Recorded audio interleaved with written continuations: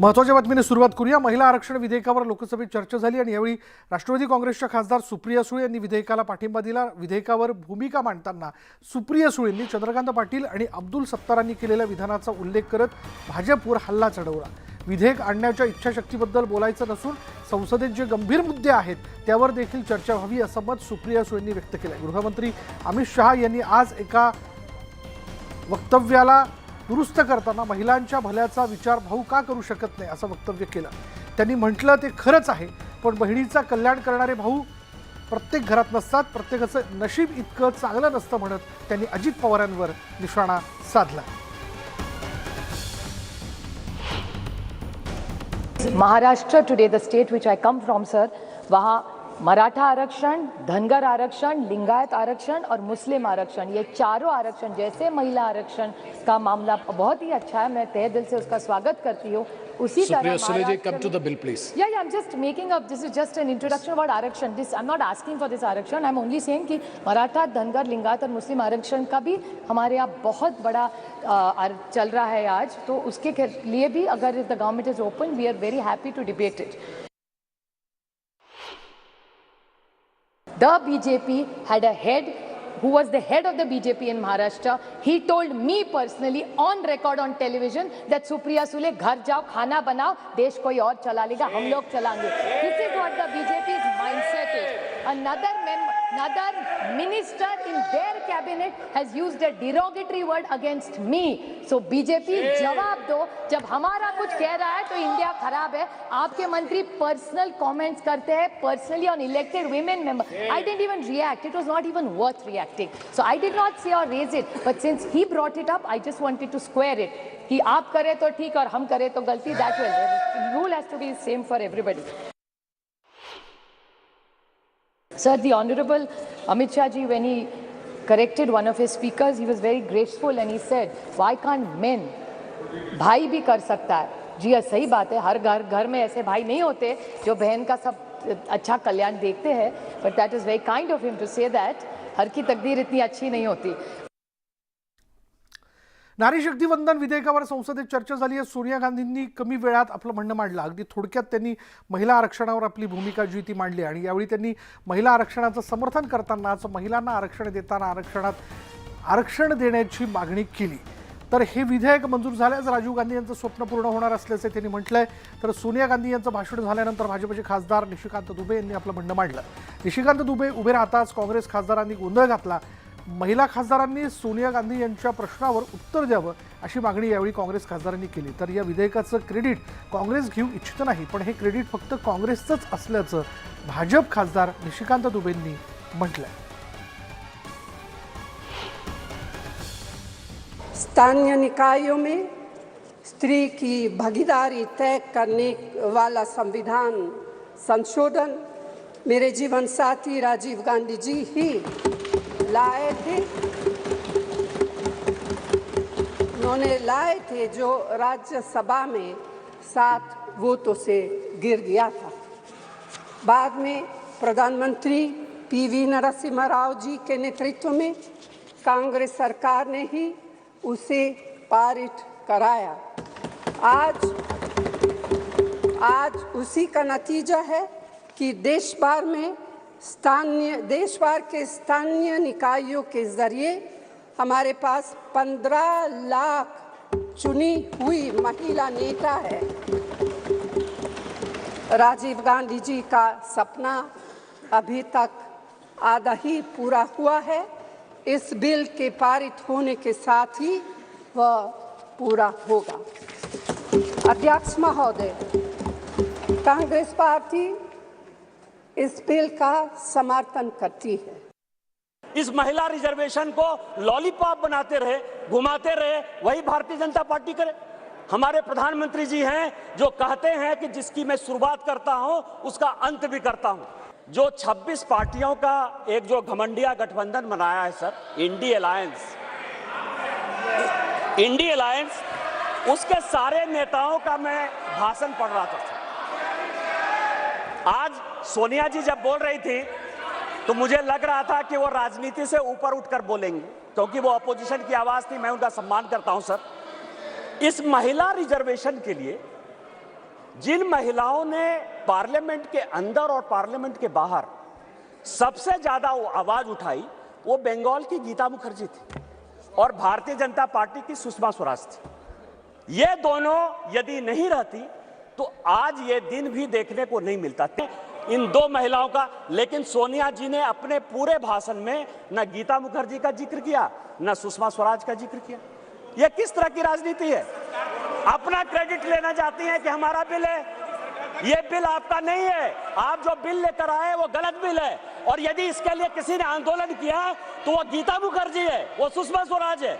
आपने ये नहीं बोलकर इस महिला बिल में भी राजनीति करने की कोशिश की और आज का पूरा क्रेडिट जो जीता वो सिकंदर। मला विधेयक आणल्याबद्दल चंद्रशेखर बावनकुळेंनी मोदींचे आभार मानलेले आहेत। महिलांना भाजपने आदराचं स्थान दिलं असून इंडिया आघाडीजवळ महिला नेतृत्व नसल्यानं ते घाबरले असल्याची टीका त्यांनी केली। सर 33% महिलांना 181 महिलांना देशाच्या संसदेमध्ये बघायला मिळणार आहे आणि भारतीय जनता पार्टीने नेहमीच महिलांना जास्त स्थान दिलं आहे। आज देशामध्ये आमच्या महिला नेत्या निर्मला सीतारामनजी देशाचे अर्थमंत्री आहेत, स्मृती इराणी जी आहेत, कधी सुषमा स्वराजजींना त्या ठिकाणी संपूर्ण देश चालवला आहे आणि त्यामुळे महिला करता भाजपाने नेहमी अग्रस्थान दिलं आहे। काँग्रेस पार्टीजवळ किंवा या देशातल्या इंडिया आघाडीजवळ 1-2 महिला नेत्या सोडल्या तर महिलांना स्थान द्यायचं त्या ठिकाणी नेतृत्वच नाही आहे म्हणून घाबरलेले आहे। तर महिलांना मंत्रिमंडळात सुद्धा आरक्षण हवं अशी मागणी खासदार भावना गवळी यांनी केली आहे। मैं ये भी चाहूंगी कि महिलाओं का आरक्षण केवल इसमें ना हो, मंत्रिमंडल में भी महिलाओं का 33% आरक्षण हम दे। हमारा वो भी महिलाओं का नहीं काम करना है। अगर महिलाओं को आगे बढ़ना है तो उसको एग्जीक्यूटिव भी रोल करना पड़ेगा। केवल वो आए बैठे बोले चली जाए ऐसा होता था पहले, अभी नहीं होगा आगे। और इस प्रकार से महिलाओं के लिए खाली चर्चा करने का काम यहाँ पर हमारे प्राइम मिनिस्टर साहब ने नहीं किया, तो चर्चाओं के बाद में निर्णय लेने का काम यहाँ पर हमारे पंतप्रधान जी ने किया है।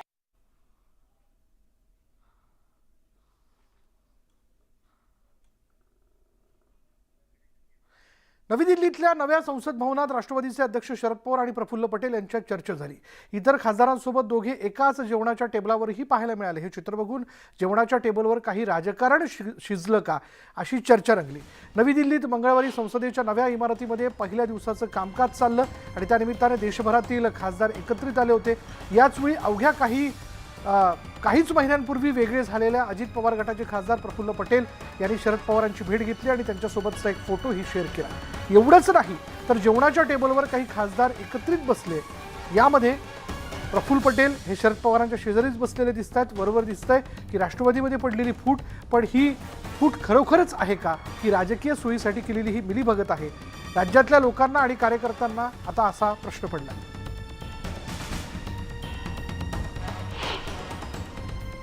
मी देवेंद्र फडणवीस साहेबांना भेटलो, त्यांच्याबरोबर मी फोटो काढला। मी मुनगंटीवार साहेबांना भेटलो, त्यांच्याबरोबर फोटो काढला। मोदी साहेबांपर्यंत पोहोचू शकलो नाही, जेव्हा पोहोचेल फोटो काढेल। मग तुम्ही काय म्हणाल की मी गेलो बीजेपी मध्ये? असं नसतं ना। आता पवार साहेबांना जरूरत नाही कोणाबरोबर फोटो काढायची, ज्यांना जरूरत आहे त्यांनी तो फोटो काढलाय, त्यांना तुम्ही जाऊन विचारा ना। त्यांना जे आज परसेप्शन झालेलं आहे हे साहेबांशिवाय निवडून येता येणार नाही, साहेबांशिवाय तुमचं कुठलंही मत राहिलं नाही, तुमची काही किंमत राहिली नाही। नाही, त्यांच्या कार्यकर्त्यातला संभ्रम त्यांनी पाहावा। त्यामध्ये महाविकासाठी फूट पडू शकते बघा, फूट वगैरे पडत नाही। प्रफुल्ल पटेल नक्की कोणत्या पक्षात आहेत आता या क्षणी मला माहीत नाही, पण शरद पवार हे राष्ट्रवादी काँग्रेस पक्षाचे अध्यक्ष आहेत। शरद पवार यांनी निवडणूक आयोगात आणि न्यायालयामध्ये फुटीर गटाविरुद्ध खटला दाखल केलेला आहे। शरद पवार यांनी जे फुटलेले आमदार आहेत त्यांना डिस्क्वालिफाय करावं म्हणून याचिका केली। सकल धनगर समाज आक्रमक झालेला आहे। खंडाळा तालुक्यात महामार्गावरती धनगर समाजाने रास्ता रोको केला। आरक्षणाच्या मागणीसाठी हा मोर्चा काढण्यात आल्याचं कळतंय। एसटी प्रवर्गात आरक्षण देण्याची मागणी जी आहे ती धनगर समाजाकडून केली जाते। मेंढ्या घेऊन धनगर बांधव जे ते मोर्चात सहभागी झाले। सकल धनगर समाजाच्या मोर्चात पोलीस आणि आंदोलकांमध्ये इथे बाचाबाची देखील झाली। महामार्गावरील गाड्या सोडण्यावरून ही बाचाबाची झाली। धनगर समाजातील तरुण आक्रमक झाल्याचं इथे बघायला मिळालं आणि त्यांनी एकूणच महामार्ग रोखून धरण्यावरती ठाम असल्याचं सांगितलं। आणि त्यामुळे तरुण आणि पोलिसांमध्ये वादावादी झाली. सकल धनगर समाजानं त्यांच्या मागण्यांच्यासाठी आज खंडाळ्यामध्ये मोर्चा काढलेला आहे. मी तुम्हाला इथे दृश्य दाखवतोय. सकल धनगर समाजानं काही वेळापूर्वी या ठिकाणी रस्ता रोको केल्याचं चित्र आपल्याला एकूणच पाहायला मिळते. राष्ट्रीय महामार्ग हा आहे जो पुण्याकडून बेंगलोरला जातो आणि हा महामार्ग काही वेळापूर्वी या ठिकाणी अडवल्याचं चित्र एकूण पाहायला मिळतंय.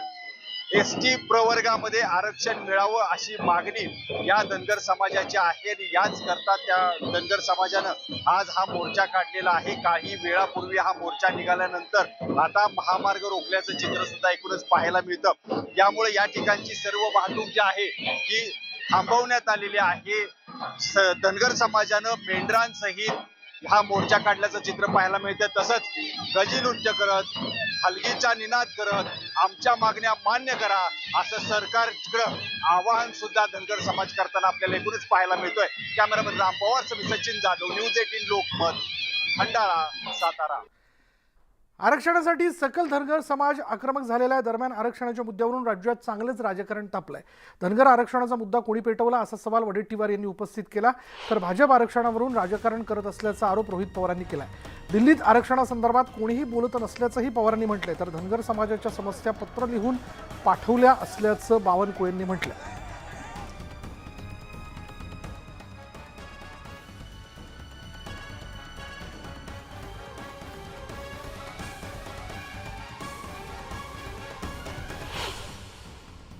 धनगर समाजांना चेतवलं कोणी? धनगर समाजाच्या ज्या मागण्यांना पूर्ण करण्याचं खोटं आश्वासन दिलं कोणी? कुठल्या सरकारने दिलं?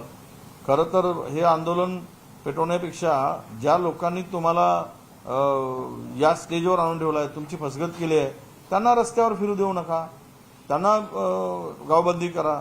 खरं त्यावेळेशिवाय हा प्रश्न सुटणार नाही. शासनाने हे सर्व जे आंदोलन आता राज्यामध्ये ओबीसी, धनगर, मराठा आणि या सर्व जी स्थिती निर्माण झाली याला हे आत्ताचं सरकार जबाबदार आहे. यांनीच पेटवलेली सगळी मुद्दे आहेत आणि यांनीच त्याच्यावर मार्ग काढावा.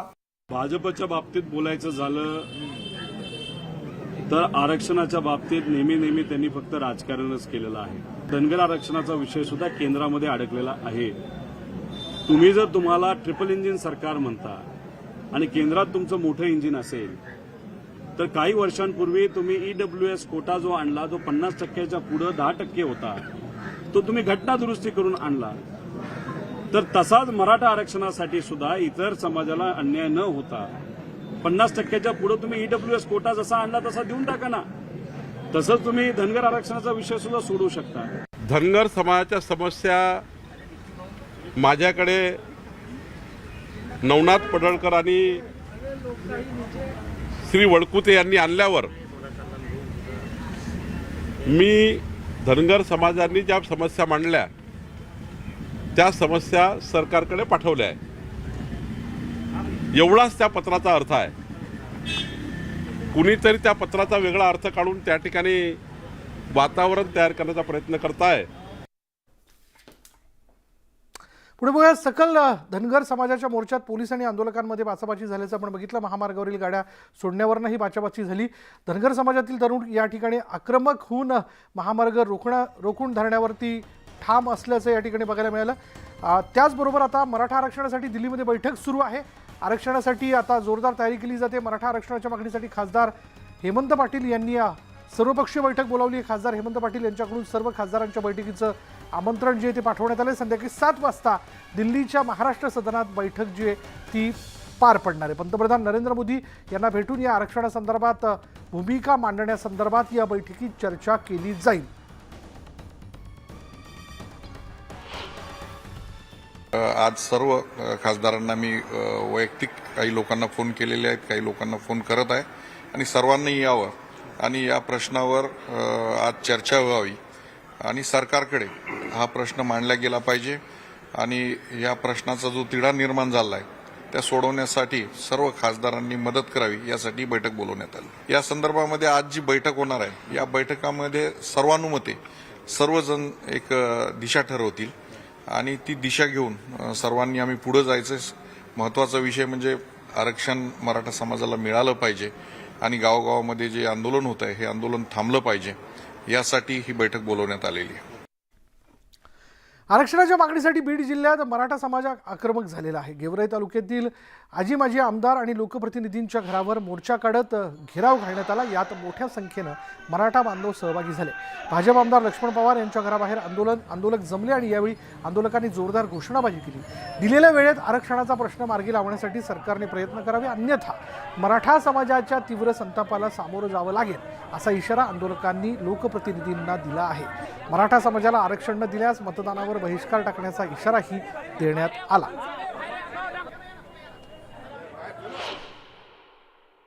मराठा आरक्षणाची जी धग आहे ती आजही कायम आहे. बीडच्या गेवराई तालुक्यातील जे ग्रामस्थ आहेत त्यांनी थेट जे आमदार आहेत आणि लोकप्रतिनिधी आहेत त्यांच्या घरावरती आता मोटरसायकल रॅली काढली, मोर्चा काढलेला आहे आणि निवेदन देऊन मराठा आरक्षणासंदर्भात ठोस निर्णय घ्या अशा पद्धतीने सांगतात. माझ्या पाठीमागे आपण बघतोय इथं टाळ मृदंग देखील सुरू आहे. विशेष म्हणजे हे सगळेजण टाळ मृदंगाच्या घोषामध्ये मागणी मागतात.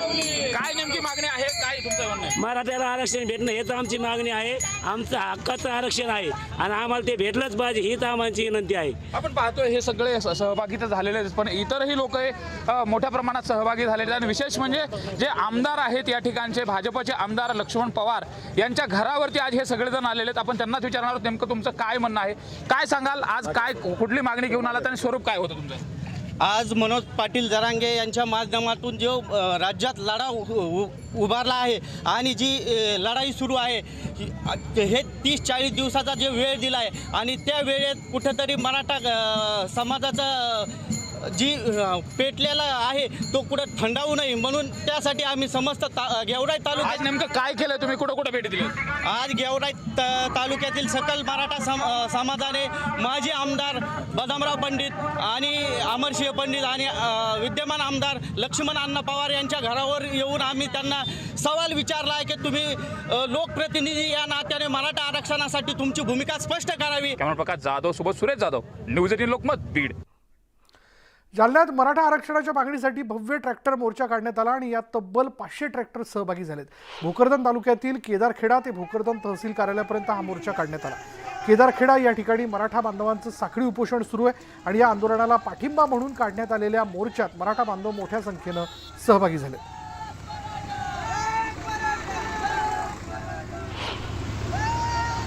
तहसील कार्यालयावर आम्ही ट्रॅक्टर मोर्चा नेत आहोत. मराठा आरक्षणासाठी आम्ही ज्या दिवशीपासून लाठी हल्ला झाला त्या दिवशीपासून आमच्या केदारखेड्यामध्ये ठिय्या साखळी आंदोलन सुरू केलेलं आहे. त्याचं आज रूपांतर ट्रॅक्टर मोर्चामध्ये करतोय. याच्या अगोदर पण झालेलं आहे आता हे मोर्चे, पण आम्हाला जसं पाहिजे तसं रिस्पॉन्स शासनाने दिलेला नाही आहे. त्याच्यासाठी परत आम्ही जर आम्हाला इतके कबाड कष्ट करून आमच्या लेकरांचे शिक्षण वगैरे व्यवस्थित होत नसेल, आज आम्ही घरात बसलेलो आहे तर आम्ही रोडवर बसायला तयार आहे. आणि याच्यानंतरही जर आणखीन इथून मोर्चा जर आम्हाला म्हणलं मुंबईपर्यंत काढा किंवा दिल्लीपर्यंत न्यायचा तरी आम्ही तयार आहे. पुढे पाहूयात नागपुरात राष्ट्रीय ओबीसी महासंघाकडून आज आंदोलन केले जाते. 15 जणांकडून साखळी उपोषण केले जाते. मराठ्यांना सरसकट कुणबी प्रमाणपत्र देऊ नये अशी मागणी जी आहे ती राष्ट्रीय ओबीसी महासंघाकडून करण्यात आली. दरम्यान भाजपचे आशिष देशमुख यांनी घटनास्थळी जाऊन आंदोलनस्थळी जाऊन आंदोलकांची भेट घेतली आणि यावेळी त्यांनी आंदोलकांना चर्चेचं निमंत्रण दिलं. त्यामुळे चर्चेतून आता तोडगा निघतो का हे पाहणं महत्त्वाचं ठरणार आहे.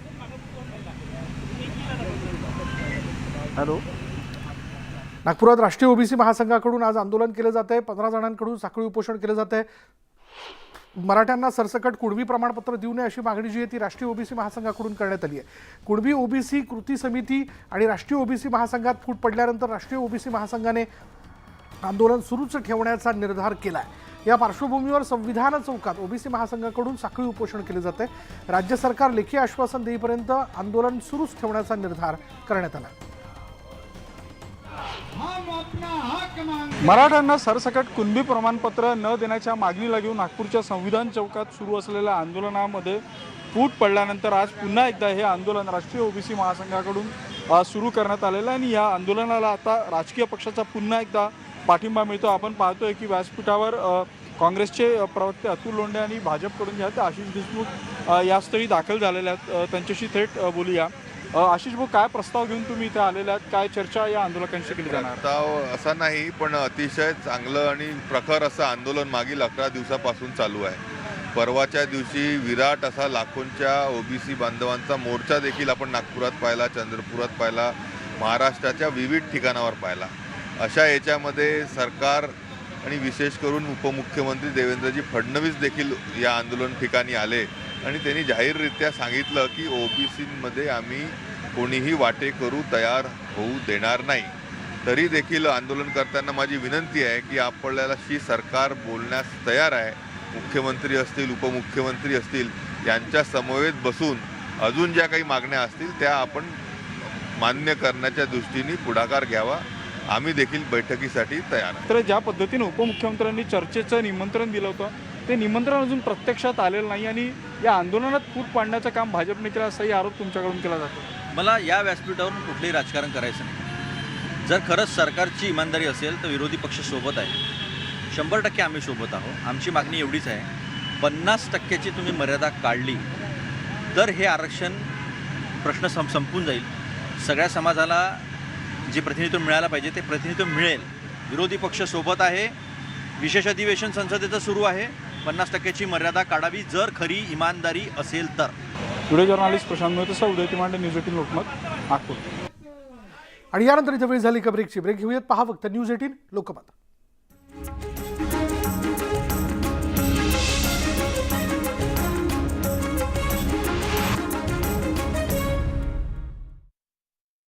मनपाच्या पाणीपुरवठा विभागानं धरणातून पाणी सोडण्याची मागणी पाटबंधारे विभागाकडे केली आहे. सोलापूरकरांची तहान भागवण्यासाठी उजनी धरणातून भीमा नदीत पाणी विसर्ग सुरू आहे आणि पिण्याच्या पाण्याची मागणी होत असल्यामुळे धरण प्रशासनानं हा निर्णय घेतलाय. छत्रपती संभाजीनगरमध्ये साथीचे आजार वाढलेत आणि येणाऱ्या काही दिवसात हा धोका आणखी वाढण्याची भीती आरोग्य यंत्रणा त्यामुळे सतर्क झाली आहे. नागरिकांनी पुरेशी काळजी घेण्याचं आवाहन केलं जात आहे. पुण्यश्लोक अहिल्यादेवी होळकर सोलापूर विद्यापीठाच्या कुलगुरू पदासाठीच्या मुलाखती पार पडल्यात आणि त्यातून 5 जणांची नावं अंतिम करून राज्यपालांकडे ती पाठवण्यात आली आहेत. आता बातमी आहे पुण्याची. गणेशोत्सव देखावे पाहण्यासाठी मोठ्या प्रमाणात नागरिक रात्री फिरतात. त्यांच्या सोयीसाठी मेट्रो प्रशासनानं मेट्रो सेवा मध्यरात्री 12 वाजेपर्यंत सुरू ठेवण्याचा निर्णय घेतलाय. 22 ते 27 सप्टेंबर दरम्यान सकाळी 6 ते रात्री 12 पर्यंत आणि विसर्जनाच्या दिवशी पहाटे 2 पर्यंत ही सेवा सुरू राहणार आहे. गणेशोत्सवात होणारी संभाव्य वाहतूक कोंडी टाळण्यासाठी नवी मुंबई वाहतूक विभागानं वाशी, कोपरखैरणे, तुर्भे, सीबीडी त्याचबरोबर कळंबोली भागातील वाहतुकीमध्ये मोठ्या प्रमाणात बदल केलेत. नवी मुंबई वाहतूक विभागानं याबद्दल अधिसूचना जारी केली आहे. विसर्जन कार्यक्रम संपेपर्यंत विसर्जन मिरवणुकीतील वाहनांखेरीज इतर वाहनांना प्रवेशबंदी असेल. बदल 29 सप्टेंबरला होणाऱ्या ईद ए मिलादच्या मिरवणुकीसाठी देखील कायम असतील. केरळमध्ये निपा विषाणूमुळे दोघांचा मृत्यू झाल्यामुळे खळबळ उडाली आणि महाराष्ट्र सरकारकडून त्यामुळे सतर्कतेचा इशारा देण्यात आलाय. हा धोका पाहता सर्व महापालिका आणि जिल्हा रुग्णालयांना उपाययोजना करण्याबद्दलच्या सूचना देण्यात आल्या. राज्यात हिवतापाचे 4,481 रुग्ण सापडलेत. 6 जणांचा मृत्यू झाला आणि त्यामुळे मुख्यतः ठराविक काळात थंडी वाजते आणि त्यानंतर ताप येतो. त्यामुळे डोकं दुखणं, स्नायूंमध्ये वेदना, घाम येणं ही लक्षणंही दिसतात. कोरडा खोकला आणि मळमळ ही देखील प्रमुख लक्षणं असतात. त्यामुळे नागरिकांनी काळजी घेण्याचं आवाहन करण्यात आलं आहे.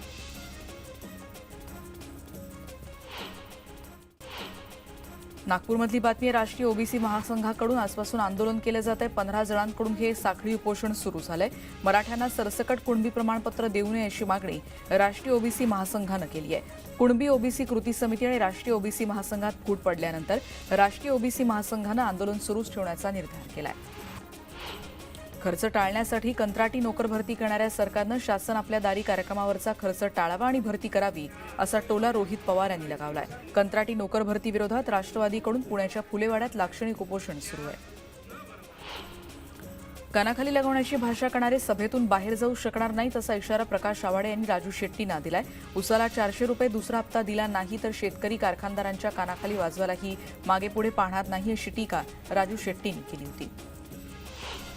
उजनी धरणातून 1600 क्युसेक पाण्याचा विसर्ग केला जातो. त्यामुळे पंढरपूर आणि सांगोला तालुक्यातल्या पिण्याच्या पाण्याची सोय झाली आहे.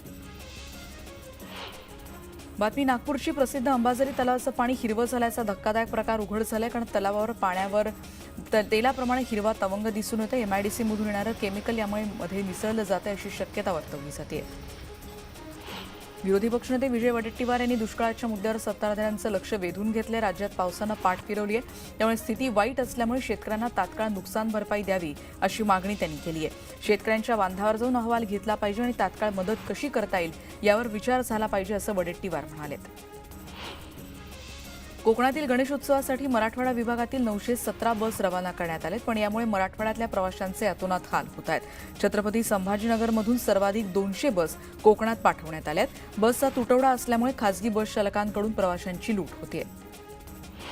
जळगाव विभागातून गणेशोत्सवासाठी एसटी विभागानं कोकणात 195 बस सोडल्यात, पण त्यामुळे जिल्ह्यातल्या प्रवाशांचे हाल होत आहेत. जळगावातल्या एसटी डेपो आणि बस प्रवाशांची एसटी डेपो सध्या बस आणि त्यामुळे प्रवाशांची इथे गर्दी होतीये. बुलडाणामधली बातमी. जिल्ह्यातल्या भादोला गावात गेल्या 9 महिन्यांपासून गणित आणि विज्ञान विषय शिकवायला शिक्षकच नाहीये, त्यामुळे विद्यार्थ्यांचं नुकसान होत आहे. या विरोधात विद्यार्थी आणि पालकांनी शाळा बंद आंदोलन सुरू केलंय. आणखीन एक बातमी बुलडाण्याची. जिल्ह्यातल्या शेगावच्या संत श्री गजानन महाराजांच्या 113व्या पुण्यतिथीनिमित्तानं मोठ्या संख्येनं भाविक शेगावमध्ये दाखल झालेत. महाराष्ट्राच्या विविध भागातून 528 दिंड्या शेगावमध्ये पोहोचल्यात. इतरही बातमी आपण बघतोय. जळगावमधली बातमी. हातनूर धरणाचा पाणीसाठा 82.42% पोहोचला. धरणाचे 4 दरवाजे 3 मीटरनं उघडण्यात आले, त्यामुळे तापी नदीत 29,594 क्युसेक पाण्याचा विसर्ग होतोय. 1.5 दिवसांच्या गणपतीचं विसर्जन होत असल्यामुळे भाविकांनी काळजी घ्यावी असं आवाहन करण्यात आलंय. सिंहस्थ कुंभमेळ्यासाठी गोदावरी नदीवरील पुलांची संख्या दुप्पट केली जाणार आहे. कुंभमेळ्यासाठी 21 नवीन पुलांचा प्रस्ताव तयार करण्यात आलाय आणि यासाठी 285 कोटींचा खर्च अपेक्षित आहे. दिवा रेल्वे स्थानकातील रेल्वे रूळ ओलांडणाऱ्यांची संख्या घटली आहे. सरकते जिने आणि दोन्ही बाजूंना तिकीट खिडकी सुरू असल्यामुळे महिनाभरात एकही अपघात घडलेला नाही. नाशिकमधली बातमी. जिल्ह्यातल्या कांदा व्यापाऱ्यांनी आजपासून कांदा लिलाव बेमुदत बंद ठेवण्याचा निर्णय घेतला आहे. 40% निर्यात शुल्क रद्द करावं, यासाठी देशात एकच आडत दर असावा, यासह विविध मागण्यांसाठी कांदा व्यापाऱ्यांनी बंद पुकारलाय. नाशिक जिल्ह्यातील पिंपळगाव आणि लासलगाव या दोन्ही बाजार समित्या त्यामुळे ओस पडल्यात. शिर्डीच्या साईबाबा आंतरराष्ट्रीय विमानतळाच्या प्रवासी टर्मिनल इमारतीसाठी 527 कोटींची तरतूद करण्यात आली आहे. कामाच्या निविदा प्रसिद्ध झाल्यात, त्यामुळे लवकरच शिर्डीत सुसज्ज टर्मिनल बिल्डिंग उभी राहणार आहे. छत्रपती संभाजीनगर महापालिका हद्दीत सुधारित बांधकाम परवानगी देण्याची सुविधा ऑनलाईन करण्यात आली होती, पण शासनानं विकसित केलेल्या या प्रणालीत त्रुटी आढळल्या होत्या. त्यामुळे 1 सप्टेंबर ते 31 डिसेंबर 2023 या कालावधीत सुधारित बांधकाम परवानगी ऑफलाईन पद्धतीनं घ्यावी लागेल. बातमी. वर्ध्यातली नगर परिषदेकडून करण्यात आलेल्या वाढीव कर आकारणीला नागरिकांनी विरोध केला आणि यावर आक्षेप नोंदवण्यासाठी नगर परिषदेत नागरिकांनी मोठी गर्दी केली आहे. भंडाऱ्यातली बातमी. करडी महामार्गावर खड्ड्यांचं साम्राज्य आणि त्यामुळे खड्ड्यात रस्ता की रस्त्यात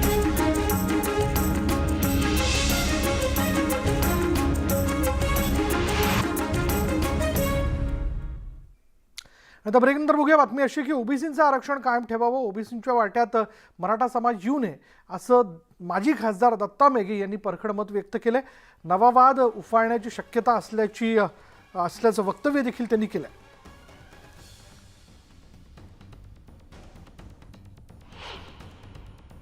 ओबीसी समाजाचं म्हणणं एकच आहे की आम्हाला जे मिळतं ते राहू द्या, फक्त आमच्या वाट्यामध्ये मराठा समाज येऊ नये अशी त्यांची मागणी आहे. ती मागणी बरोबर आहे असं मला स्वतःला वाटतं. मराठाच्या आरक्षणाला विरोध नाही, धनगराला विरोध नाही, परंतु 50%पेक्षा जास्त रिझर्वेशन करणं हे महत्त्वाचं आहे. ते केलं तर सर्व समाज जे काही त्यांना अधिकार आहे त्याच्यात समाजामध्ये जे गरीब लोक आहे, गरीबात गरीब आहे, त्यांना याचा फायदा होऊ शकतो. गोपीचंद पडळकरांनी अजित पवारांवर केलेल्या टीकेनंतर राज्यात राजकीय वातावरण चांगलंच तापलं. यावर आता रोहित पवारांनी पडळकरांवर टीकास्त्र सोडलंय. पडळकरांची बौद्धिक क्षमता कमी असल्याचा टोला रोहित पवारांनी पडळकरांना लगावला. दुसरीकडे विजय वडेट्टीवारांनीही पडळकरांच्या वक्तव्याचा समाचार घेतला. दरम्यान भाजप प्रदेशाध्यक्ष चंद्रशेखर बावनकुळे यांनी या संदर्भात सारवासारव करत कुठल्याही पक्षाच्या कार्यकर्त्याने कुठलीही वैयक्तिक टीका करू नये असं म्हणत सूचक इशारा दिला.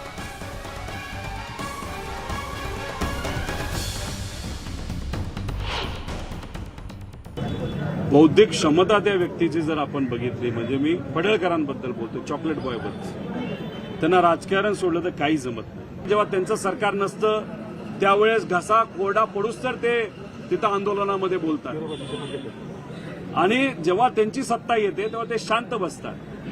एकच आहे, मला असं वाटतं की भाजपचे मोठे नेते मुद्दामून या छोट्या नेत्यांना पुढे करतात आणि म्हणतात की या नेत्यांच्या विरोधात बोल. पाहिलं ठाण्यातला आमदार खासदारांच्या विरुद्ध बोलतो, आपले भारतीय जनता पक्षाचे आमदार, म्हणजे मुख्यमंत्र्यांनाच टार्गेट करतो, आणि दुसरीकडे दुसरे विधान परिषदेचे आमदार उपमुख्यमंत्र्यांना टार्गेट करतात. तर हे सगळं जे चाललेलं आहे, म्हणजे सत्तेसाठी लाचारी पत्करणारी जी मंडळी आहे त्यांनी किती सहन करावं, लाचार बनून जगावं की सत्तेला लाथ मारून स्वाभिमानानं जगावं, हा त्यांचा प्रश्न आहे.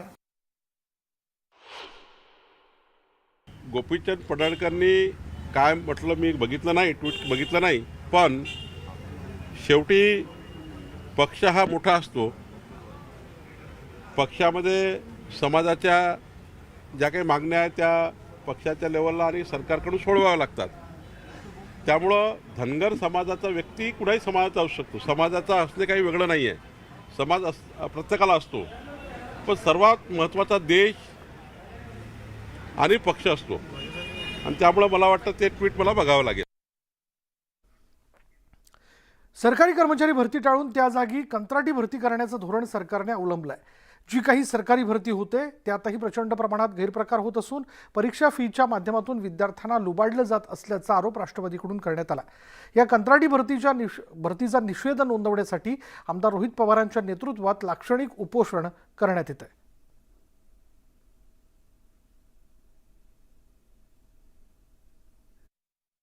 हे 75,000 पेक्षा जास्त मुला मुलींना कॉन्ट्रॅक्टवर घेतलं जाणार, ते सुद्धा कमी रेटवर घेतलं जाणार, आणि पीएफ आणि ह्या सगळ्या गोष्टी बघितल्या तर त्यांच्या हातामध्ये तुटपुंजी अशी पैसा किंमत त्याच्यामध्ये पडणार आहे. पण कॉन्ट्रॅक्टर नक्कीच मोठा होणार आहे. त्याच्या विरोधात आमचं सगळ्यांचं आंदोलन आहे. त्याच्याचबरोबर तलाठी भरती आणि इतर जे काही भरती सरकार करत आहेत त्याच्यातून जे काही 1000 रुपये वसूल केले जातात ते 1000 रुपये वसूल करणं बंद करा, आणि जे वसूल केलेले 1000 रुपये हे परत विद्यार्थ्यांना द्यावं, यासाठी आम्ही सर्वजण उपोषण करत आहोत. पश्चिम महाराष्ट्रात पावसाने ओढ दिल्यानं सोलापूर जिल्ह्यातील सांगोला आणि पंढरपूर तालुक्याला पाणी टंचाईला सामोरं जावं लागतं, आणि त्यामुळे या दोन्ही तालुक्यांची तहान भागवण्यासाठी उजनी धरणातून 1600 क्युसेक्सचा विसर्ग भीमा नदीत सोडण्यात येतोय. त्यामुळे पुढील काही दिवसांसाठी सांगोला आणि पंढरपूरकरांची तहान भागणार आहे, आणि याचाच आढावा घेतलाय आमचे प्रतिनिधी वीरेंद्र सिंग उत्पात यांनी.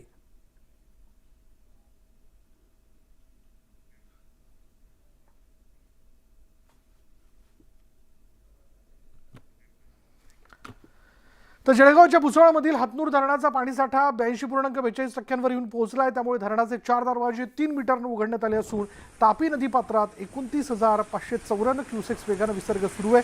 दरम्यान आज 1.5 दिवसाच्या गणपती मूर्ती विसर्जन होत असल्यानं तापी नदीवर येणाऱ्या भाविकांनी काळजी घेण्याचं आवाहन प्रशासनानं केलंय.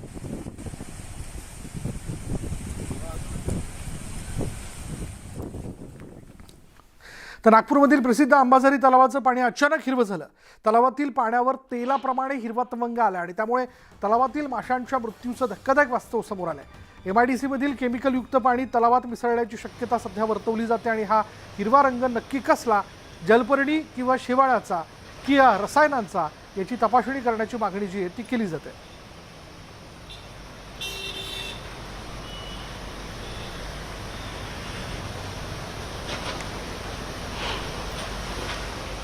नागपूर शहरातलं ऐतिहासिक महत्त्व असलेल्या अंबाझरी तलावातलं पाणी सध्या हिरवं झालं असल्यानं नागपुरातल्या या अंबाझरी तलावात पाण्याचं प्रदूषण झाल्याचं निदर्शनास आलेलं आहे.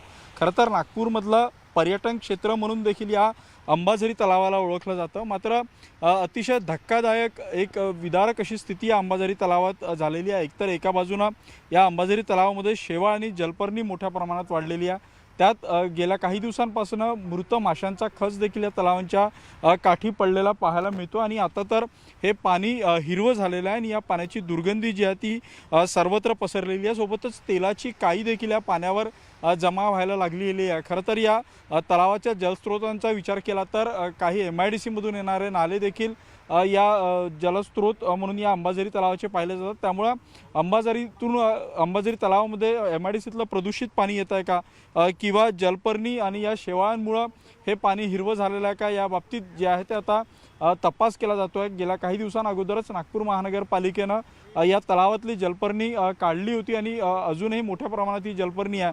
मात्र इतकं सगळं पाणी हिरवं झाल्यानंतर ही महानगरपालिकेला अजून या सगळ्या प्रश्नावर जाग आलेली नाही आहे. अद्यापही कुठली कारवाई जी आहे ती या प्रकरणात झालेली नाही आहे. विशेष आणि धक्कादायक म्हणजे या तलावातलं पाणी अनेक वेळा नागपूर महानगरपालिकेच्या जनतेला पिण्यासाठी वापरलं जातं. त्यामुळे जर ही स्थिती अशीच कायम राहिली तर नागरिकांच्या आरोग्याचा प्रश्न देखील या निमित्तानं निर्माण होऊ शकतो. खरं तर अंबाझरी तलावाचं संवर्धन करणं आवश्यक आहे कारण ऐतिहासिक महत्त्व या तलावाला आहे.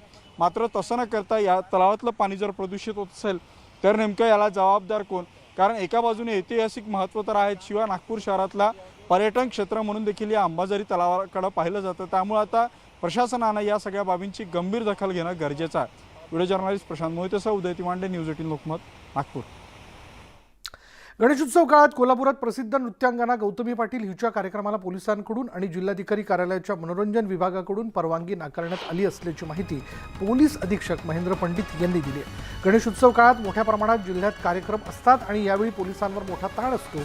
आजपर्यंतचा गौतमी पाटील यांचे कार्यक्रम पाहिले तर अतिउत्साही लोकांकडून निर्माण होणारा गोंधळ या सर्व पार्श्वभूमीवर पोलिसांनी कार्यक्रमाला परवानगी नाकारली आहे. आणि यानंतर इथे वेळ झाली का ब्रेकची. ब्रेक घेऊयात. पहा फक्त न्यूज 18 लोकमत.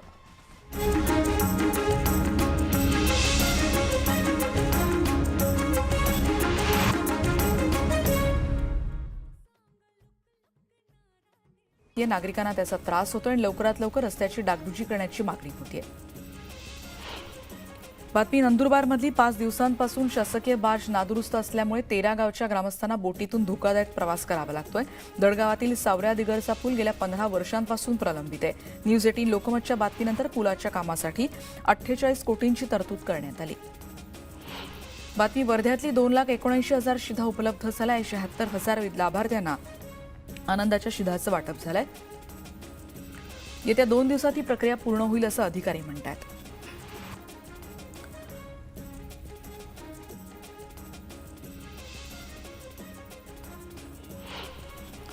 कोल्हापूर आणि सांगली जिल्ह्यासाठी वरदान ठरणारं चांदोली धरण अखेर 100% भरलंय. गेल्या 1 महिन्यापासून पावसानं हुलकावणी दिली होती, त्यामुळे पाणी विसर्ग पूर्णपणे बंद करण्यात आला होता. पण आता हे धरण भरलंय, त्यामुळे वारणा नदी पात्रात विसर्ग करण्यात येतोय. नदीकाठच्या गावांना सतर्कतेचा इशारा देण्यात आलाय. संगमनेर तालुक्याच्या पठार भागातील घारगाव परिसरात भर दिवसा बिबट्याचा मुक्त संचार आहे, त्यामुळे परिसरात दहशत आहे. बिबट्याचा बंदोबस्त करण्याची मागणी होतीये. सांगलीतली बातमी आहे. कृष्णेच्या पाणी पातळीत झपाट्यानं घट होते. गणेश मूर्ती विसर्जनाचा प्रश्न गंभीर झालाय. मनपाच्या पाणीपुरवठा विभागानं धरणातून पाणी सोडण्याची मागणी पाटबंधारे विभागाकडे केली आहे. सोलापूरकरांची तहान भागवण्यासाठी उजनी धरणातून भीमा नदीत पाणी विसर्ग सुरू आहे आणि पिण्याच्या पाण्याची मागणी होत असल्यामुळे धरण प्रशासनानं हा निर्णय घेतलाय. छत्रपती संभाजीनगरमध्ये साथीचे आजार वाढलेत आणि येणाऱ्या काही दिवसात हा धोका आणखी वाढण्याची भीती आरोग्य यंत्रणा त्यामुळे सतर्क झाली आहे. नागरिकांनी पुरेशी काळजी घेण्याचं आवाहन केलं जात आहे. पुण्यश्लोक अहिल्यादेवी होळकर सोलापूर विद्यापीठाच्या कुलगुरू पदासाठीच्या मुलाखती पार पडल्यात आणि त्यातून 5 जणांची नावं अंतिम करून राज्यपालांकडे ती पाठवण्यात आली आहेत. आता बातमी पुण्याची गणेशोत्सव देखावे पाहण्यासाठी मोठ्या प्रमाणात नागरिक रात्री फिरतात. त्यांच्या सोयीसाठी मेट्रो प्रशासनानं मेट्रो सेवा मध्यरात्री 12 वाजेपर्यंत सुरू ठेवण्याचा निर्णय घेतला आहे. 22 ते 27 सप्टेंबर दरम्यान सकाळी 6 ते रात्री 12 पर्यंत आणि विसर्जनाच्या दिवशी पहाटे 2 पर्यंत ही सेवा सुरू राहणार आहे. गणेशोत्सवात होणारी संभाव्य वाहतूक कोंडी टाळण्यासाठी नवी मुंबई वाहतूक विभागानं वाशी, कोपरखैरणे, तुर्भे, सीबीडी त्याचबरोबर कळंबोली भागातील वाहतुकीमध्ये मोठ्या प्रमाणात बदल केलेत. नवी मुंबई वाहतूक विभागानं याबद्दल अधिसूचना जारी केली आहे. विसर्जन कार्यक्रम संपेपर्यंत विसर्जन मिरवणुकीतील वाहनांखेरीज इतर वाहनांना प्रवेशबंदी असेल. बदल 29 सप्टेंबरला होणाऱ्या ईद ए मिलादच्या मिरवणुकीसाठी देखील कायम असतील. केरळमध्ये निपा विषाणूमुळे दोघांचा मृत्यू झाल्यामुळे खळबळ उडाली आणि महाराष्ट्र सरकारकडून त्यामुळे सतर्कतेचा इशारा देण्यात आलाय. हा धोका पाहता सर्व महापालिका आणि जिल्हा रुग्णालयांना उपाययोजना करण्याबद्दलच्या सूचना देण्यात आल्या. राज्यात हिवतापाचे 4,481 रुग्ण सापडलेत. 6 जणांचा मृत्यू झाला आणि त्यामुळे मुख्यतः ठराविक काळात थंडी वाजते आणि त्यानंतर ताप येतो. त्यामुळे डोकं दुखणं, स्नायूंमध्ये वेदना, घाम येणं ही लक्षणंही दिसतात. कोरडा खोकला आणि मळमळ ही देखील प्रमुख लक्षणं असतात. त्यामुळे नागरिकांनी काळजी घेण्याचं आवाहन करण्यात आलं आहे.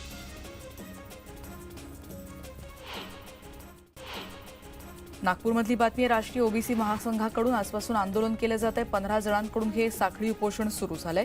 मराठ्यांना सरसकट कुणबी प्रमाणपत्र देऊ नये अशी मागणी राष्ट्रीय ओबीसी महासंघानं केली आहे. कुणबी ओबीसी कृती समिती आणि राष्ट्रीय ओबीसी महासंघात फूट पडल्यानंतर राष्ट्रीय ओबीसी महासंघानं आंदोलन सुरूच ठेवण्याचा निर्धार केलाय. खर्च टाळण्यासाठी कंत्राटी नोकर भरती करणाऱ्या सरकारनं शासन आपल्या दारी कार्यक्रमावरचा खर्च टाळावा आणि भरती करावी असा टोला रोहित पवार यांनी लगावलाय. कंत्राटी नोकर भरती विरोधात राष्ट्रवादीकडून पुण्याच्या फुलेवाड्यात लाक्षणिक उपोषण सुरू आहे. कानाखाली लगवण्याची भाषा करणारे सभेतून बाहेर जाऊ शकणार नाहीत असा इशारा प्रकाश आवाडे यांनी राजू शेट्टींना दिलाय. उसाला 400 रुपये दुसरा हप्ता दिला नाही तर शेतकरी कारखानदारांच्या कानाखाली वाजवायलाही मागेपुढे पाहणार नाही अशी टीका राजू शेट्टींनी केली होती. उजनी धरणातून 1600 क्युसेक पाण्याचा विसर्ग केला जातो. त्यामुळे पंढरपूर आणि सांगोला तालुक्यातल्या पिण्याच्या पाण्याची सोय झाली आहे.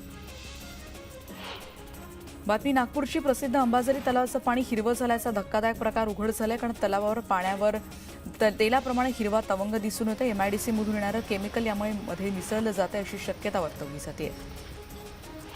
विरोधी पक्षनेते विजय वडेट्टीवार यांनी दुष्काळाच्या मुद्द्यावर सत्ताधाऱ्यांचं लक्ष वेधून घेतलंय. राज्यात पावसानं पाठ फिरवली आहे. त्यामुळे स्थिती वाईट असल्यामुळे शेतकऱ्यांना तात्काळ नुकसान भरपाई द्यावी अशी मागणी त्यांनी केली आहे. शेतकऱ्यांच्या बांधावर जाऊन अहवाल घेतला पाहिजे आणि तात्काळ मदत कशी करता येईल यावर विचार झाला पाहिजे असं वडेट्टीवार म्हणालेत. कोकणातील गणेशोत्सवासाठी मराठवाडा विभागातील 917 बस रवाना करण्यात आलेत. पण यामुळे मराठवाड्यातल्या प्रवाशांचे अतोनात हाल होत आहेत. छत्रपती संभाजीनगरमधून सर्वाधिक 200 बस कोकणात पाठवण्यात आल्यात.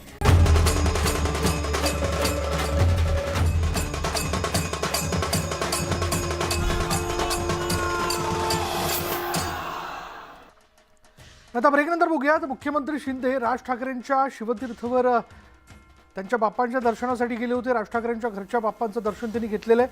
मुख्यमंत्री शिंदे गणरायाचरणी नतमस्तक झाले आणि यावेळी त्यांनी गणपती उत्सवाच्या निमित्ताने राज ठाकरेंच्या निवासस्थानी भेट दिली. संबंध परिवाराला गणपती उत्सवाच्या शुभेच्छा देऊ केलेल्या आहेत.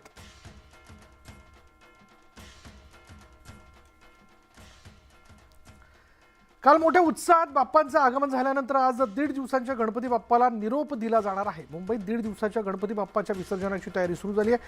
मुंबई महापालिकेकडून कृत्रिम तलाव उभारण्यात आलेत.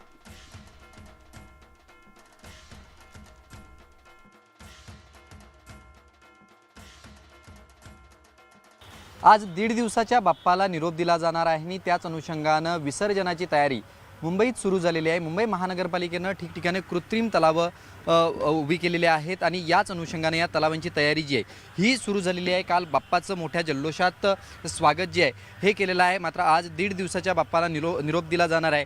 मुंबईत कृत्रिम तलावांची वाढती मागणी लक्षात घेता मुंबई महानगरपालिकेनं प्रत्येक विभागांमध्ये 2 ते 3 कृत्रिम तलाव जे आहेत हे सुरू केलेले आहेत. आणि या तलावांमध्ये मोठ्या प्रमाणात गणेश भक्त विसर्जनासाठी येत असतात आणि आज 1.5 दिवसाच्या बाप्पाचं विसर्जन केलं जाणार आणि त्याच अनुषंगानं तयारीला जी आहे ही सुरुवात झालेली आपल्याला पाहायला मिळते. आत्ता मी दादर या ठिकाणी आहे. दादर येथील शिवाजी पार्क परिसरामध्ये अशा पद्धतीचे 3 कृत्रिम तलाव उभे करण्यात आलेले आहेत. यामध्ये वेगवेगळ्या प्रकारे वर्गीकरण करण्यात आलेले आहे. प्लास्टर ऑफ पॅरिसच्या मूर्तींसाठी वेगळा तलाव आहे. त्यानंतर शाडू मातीच्या मूर्तींसाठी वेगळा तलाव, अशा पद्धतीचं वर्गीकरणसुद्धा जे आहे हे करण्यात आलेलं आहे. आणि गेल्या काही वर्षांमध्ये मुंबईत मोठ्या प्रमाणात या कृत्रिम तलावांची मागणी होते आणि त्याचाच विचार करून मुंबई महानगरपालिकेनं अशा पद्धतीचे कृत्रिम तलाव जे आहेत हे सुरू केलेले आहेत. आता जर आपण पाहायला गेलं तर या ठिकाणी तयारी जी आहे ही सुरू झालेली आहे. त्यामुळे 1.5 दिवसाच्या बाप्पाला आज निरोप दिला जाणार आहे. विसर्जनाची तयारी जी आहे ही आता मुंबईत सुरू झालेली आहे. अशा पद्धतीचे तलाव जे आहेत हे उभे करण्यात आलेले आहेत. कृत्रिम तलाव आहेत. शाडूच्या मातींसाठी हा कृत्रिम तलाव आहे आणि दादर परिसरात हा एक कृत्रिम तलाव बनवता आला. तसं अशाच पद्धतीचे मुंबई महानगरपालिकेकडनं प्रत्येक विभागांमध्ये अशा पद्धतीचे कृत्रिम तलाव जे आहेत हे सुरू केलेले आहेत. आणि त्या अनुषंगानं आता ही तयारी जी आहे ही सुरू झालेली आपल्याला पाहायला मिळते. आत्ता या दादर परिसरामध्ये आपण जर पाहायला गेलं तर विसर्जनासाठी तयारी जी आहे ही सुरू झालेली आपल्याला पाहायला मिळते. त्यामुळे आज 1.5 दिवसाच्या बाप्पाला निरोप दिला जाणार आहे आणि त्याच अनुषंगानं विसर्जनाची तयारी जी आहे ही मुंबईमध्ये सुरू झालेली आहे. Video journalist Ganesh धनगडसह Vishal Patil, news 18 Lokmat, Mumbai. आणि यानंतर या बुलेटिनमध्ये इथेच थांबणार आहोत. जाता जाता एक नजर आजच्या तापमानावर.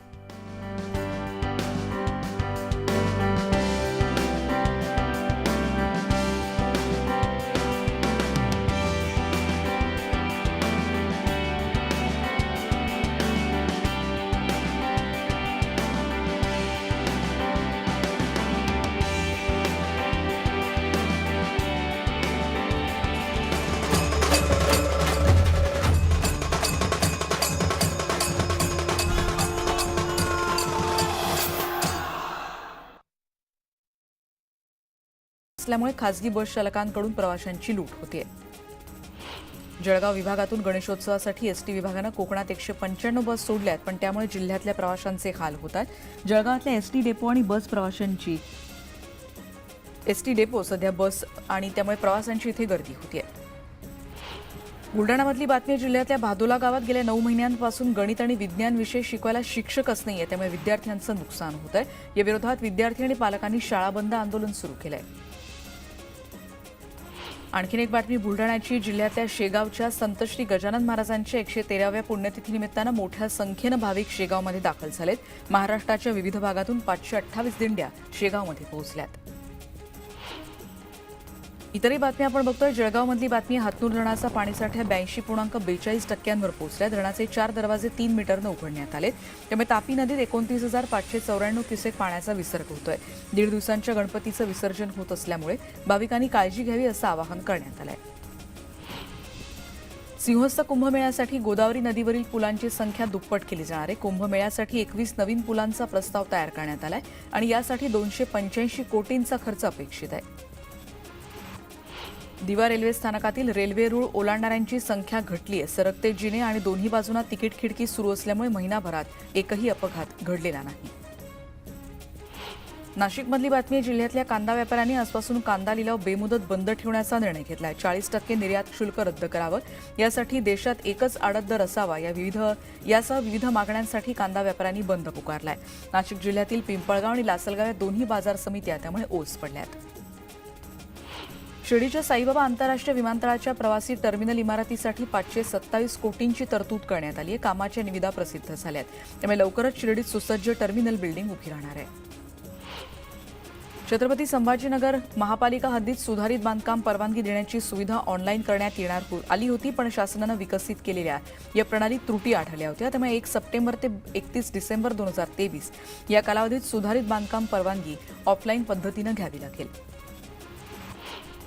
बातमी. वर्ध्यातली नगर परिषदेकडून करण्यात आलेल्या वाढीव कर आकारणीला नागरिकांनी विरोध केला आणि यावर आक्षेप नोंदवण्यासाठी नगर परिषदेत नागरिकांनी मोठी गर्दी केली आहे. भंडाऱ्यातली बातमी. करडी महामार्गावर खड्ड्यांचं साम्राज्य आणि त्यामुळे खड्ड्यात रस्ता की रस्त्यात खड्डा अशी परिस्थिती आहे. नागरिकांना त्याचा त्रास होतो आणि लवकरात लवकर रस्त्याची डागडुजी करण्याची मागणी होतीये. बातमी. नंदुरबारमधली 5 दिवसांपासून शासकीय बार्ज नादुरुस्त असल्यामुळे 13 गावच्या ग्रामस्थांना बोटीतून धोकादायक प्रवास करावा लागतोय. दडगावातील सावऱ्या दिगरचा पूल गेल्या 15 वर्षांपासून प्रलंबित आहे. न्यूज 18 लोकमतच्या बातमीनंतर पुलाच्या कामासाठी 48 कोटींची तरतूद करण्यात आली. बातमी. वर्ध्यातली 2,79,000 शिधा उपलब्ध झाल्या. 76,000 लाभार्थ्यांना आनंदाच्या शिधाचं वाटप झालंय. येत्या 2 दिवसात ही प्रक्रिया पूर्ण होईल असं दूर करेल, देशावरचं संकट दूर करेल. नक्कीच गणपती बाप्पाच्या चरणी प्रार्थना केलेली आहे आणि बाकी तर सगळं ठीक आहे. काल पहाटेपर्यंत आपण दर्शन करत होता ठिकठिकाणी. काल 1.5 दिवसाचे जे गणपती होते त्यांच्या घराघरात गेला. किती गणपतींचं दर्शन घेतलं आपण? जेवढे आता जिकडे गेलो म्हणजे ज्यांनी बोलवलं तिकडे गेलो. आता मोजत बसलो असतो तर मग ते पुढचे 10 दिवस आपण प्रत्येक 10 दिवस गणपती दर्शन होती. अनेक ठिकाणी मी जाईन.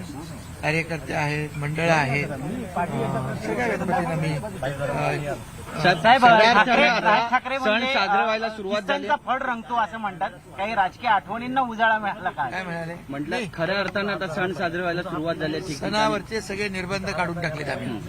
उत्सवावरचं विघ्न काढून टाकले, निर्बंध बंद काढून टाकले. आता यावर्षी तर आम्ही गणपती उत्सव जे नियमाने साजरे करताना 5 वर्षाची एकदम परवानगी दिली. म्हणजे शेवटी हे आपले सण उत्सव, आपली संस्कृती परंपरा पुढे नेली पाहिजे, टिकवली पाहिजे. आणि त्यावर पण काही लोक टीका करतात. एवढे मी ते सांगितलं की गणपती बाप्पांनी त्यांना सद्बुद्धी द्यावी, सुबुद्धी द्यावी. ते आपल्या मोदींच्या विरोधामध्ये बोलता बोलता देशाच्या विरोधात बोलायला लागलेत. आज चांद्रयान 3 आपण पाहिलं, अभिमान वाटला देशवासियांना, त्याच्यावर पण टीका केली. आपला जेव्हा वीर जवान शौर्य गाजवतात त्याचे पुरावे मागतायत. त्याचबरोबर परदेशात जाऊन आपल्या देशाची बदनामी, म्हणजे मोदींची बदनामी म्हणजे आपल्या देशाची पर्यायाने बदनामी करतात. त्यांना परमेश्वराने गणरायाने सद्बुद्धी द्यावी, हेही साकडं घातलं. सर, देश की नई संसद में वुमेन रिजर्वेशन बिल आने जा रहा है, आप शुभेच्छा दोगे, क्या कहोगे, आपकी क्या भूमिका है? बिल्कुल, प्रधानमंत्री मोदी जी ने बहुत ही बड़ा ऐतिहासिक कदम उठाया है.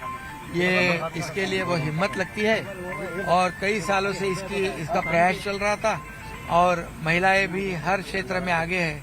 सभी क्षेत्र में पुरुषों के साथ कंधे से कंधा मिलाकर आगे बढ़ रही है और इसलिए उनका सम्मान करना ये भी हमारा कर्तव्य है. इसलिए ये मोदी साहब ने जो ऐतिहासिक निर्णय लिया है उसका स्वागत हम करते हैं, क्योंकि महिलाओं को भी राजनीति में आगे बढ़कर, नहीं तो वो भी ऐसे सोशल वर्क तो करती ही है और एक अधिकृत तरीके से उनको भी रिप्रेजेंटेशन मिलेगा. ये बहुत बड़ी अचीवमेंट है और ये बहुत बड़ा ऐतिहासिक कदम उठाया है. तुमचे जे विरोधक आहेत ते हिंदुत्व अरे ते विरोधक हिंदुत्व 2019लाच विसरले ना. सरकार स्थापन केलं त्याच वेळेस विसरले, त्याच वेळी बाळासाहेबांचे विचार विसरले. जाऊ दे, आता थोडे गणपतीमध्ये असं सगळे राजकारण. त्यांच्यामुळे आता सगळ्यांनाच घरोघरी गणपतीच्या दर्शनाला जावं लागतंय. बिलकुल, सगळ्यांना मी कामाला लावलेलं आहे. सगळे कोकणात फिरतायत, काही लोक चालले. सगळे चांगलं आहे. गणपती उत्सव मोठा साजरा झाला पाहिजे, यात आम्ही तर राजकारण आणत नाही. परंतु एक मात्र आहे की सगळ्यांना बांधावर शेतावर ते घरापर्यंत येऊन देत नव्हते, घरातून बाहेर येत नव्हते. त्याने सगळं चांगलं आहे, सगळा फायदाच होईल लोकांचा याच्यामध्ये. राज ठाकरे के साथ कुछ राजनीतिक बात हुई, कुछ बापा के दर्शन किए? बिल्कुल कोई राजनीतिक बात नहीं, ये व्यक्तिगत हमारी मित्रता है और हमेशा हम एक दूसरों के त्यौहार में शामिल होते हैं और वो भी हमेशा इस महाराष्ट्र की जनता के बारे में अच्छा सोचते हैं. कई विषय मेरे पास उन्होंने लाए हैं और निश्चित रूप से आज की भेंट जो है ये केवल गणपति बाप्पा का दर्शन, इसमें कोई राजनीतिक चर्चा नहीं. Thank you sir. Thank you. मुख्यमंत्री एकनाथ शिंदे यांनी वेगवेगळ्या विषयांवर आपलं मत मांडलं, आपली भूमिका स्पष्ट केली. एकनाथ शिंदे हे राज ठाकरेंच्या निवासस्थानी जाऊन बाप्पाचं त्यांनी दर्शन घेतलं आणि बाहेर पडल्यानंतर ते पत्रकारांशी बोलत होते. राजकीय चर्चा कुठली होण्याचं कारणच नाही, मी देवाच्या दर्शनाकरता गेलेलो होतो आणि वैयक्तिक संबंध आमचे आहेतच, असं त्यांनी स्पष्ट केलं. महाराष्ट्र अनलिमिटेडमध्ये इतरही काही महत्त्वाच्या घडामोडी आपल्याला बघायच्या आहेत सविस्तरपणे, पण सुरुवात आपण हेडलाईन्सने करूया. हेडलाईन्स